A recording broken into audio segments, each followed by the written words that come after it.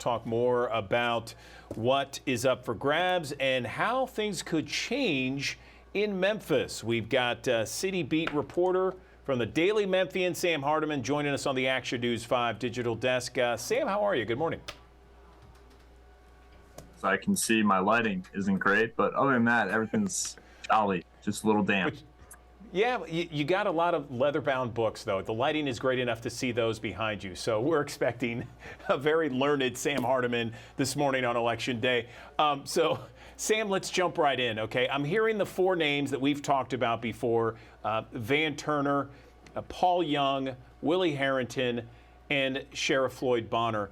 When I talk to people informally and I put them on the spot and I say, okay, who do you think, if you were in Vegas and you had to put money on somebody, who do you think is going to win? Two names come up out of that four, Willie Harrington and Paul Young. What do you think about that? Look, if I were in Vegas and I were a bookmaker, I would love this market because I think it's anybody's race. I think the four names you just talked about, Turner, Bonner, Young, and Harrington, there's a path for all of them to victory. And if I actually had to put real money on it, which thankfully is illegal in Tennessee, I would be at a loss as to what to do because I think there's a viable path for all four. Maybe some are more likely than others, but there's definitely a viable path for all four. I agree with you. Those seem to be the favorites. If we put those four aside, is there anyone else outside of that four that we should be watching later tonight when the results come in? I mean, in terms of victory, probably not. I don't think there's really anybody else that has a real path to victory. I think it's going to be very interesting what former TV judge Joe Brown does, how much of the electorate he grabs. J.W. Gibson, businessman, spent a ton of money, a lot of it his own money on this race. And so how much of the vote does he get? I think what we're going to be looking at tomorrow and tonight is how much did candidates like Gibson, like Brown, like Karen Camper, like Michelle Kissick got? How much of the vote did they receive? Because that's going to tell maybe where that vote might have gone, might have changed the election a different way. I don't think that anybody else besides the big four we're talking about have a path to victory. And I'll eat my words and eat a sock on television if I'm wrong. So let me ask you this, Sam. We know that crime has dominated all the Memphis mayoral forums out there leading up to Election Day. What do you think is the first issue that the mayor is going to tackle? Is it going to be whether or not to keep the police chief? Is it going to be something else, perhaps?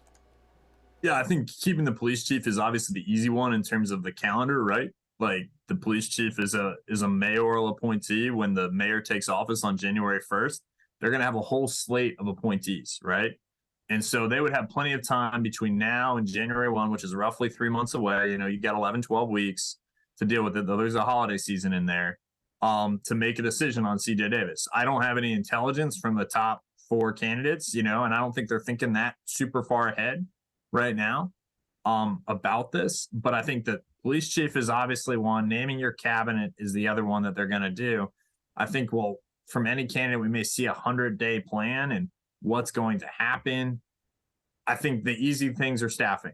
You know, I wouldn't expect a crime solution given how much the city struggles with crime. I wouldn't expect an easy fix on that or really any of the big issues facing the city.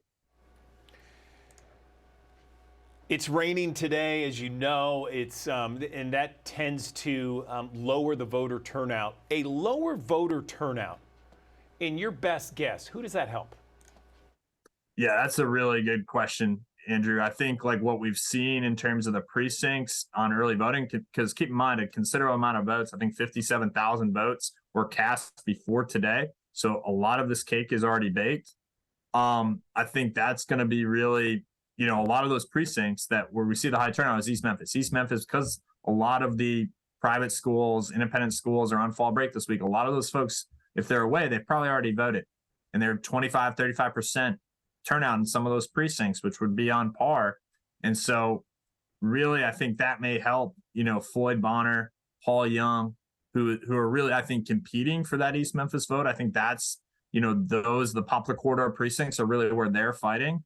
I think that there's obviously been high turnout in Whitehaven so far as well.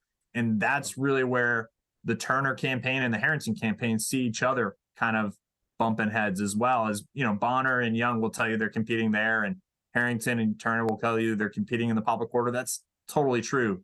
But I think because we've seen high turnout in Whitehaven, we've seen high turnout in the Poplar corridor already. If turnout is dampened in those precincts today, it may help the campaigns that have already really fought hard there and have made those a focal point of their campaign. I appreciate your analysis, Sam. Anything else we can talk about with this this election coming up when it comes to the mayoral election? And also, where are you going to be tonight, and do you think we'll have a declared winner? I certainly hope we have a declared winner. I don't see any reason why we shouldn't, right? Like, knock on wood, let's hope this weather, as Patrick said on the forecast right before this, it's not a severe weather event. It's really just rain, and hopefully that doesn't bring anything with infrastructure that we don't want. Where am I going to be tonight? At the end of the night, I'll be at the winner, and I will be bopping around the big four, driving around. If you see me, I'll be in a Toyota Corolla. Just wave at all Toyota Corollas, and that's where I'll be. And I think we'll probably have a winner sometime 10 o'clock, 11 o'clock, I think, is when we'll know this. And it's going to be a little late, but I hope people go vote. Sam Hardiman, make sure you wave when you see him. Appreciate the analysis, Sam, as always. Thanks so very much. And stay safe on the roads out there tonight, okay? Thanks, Andrew. Be well.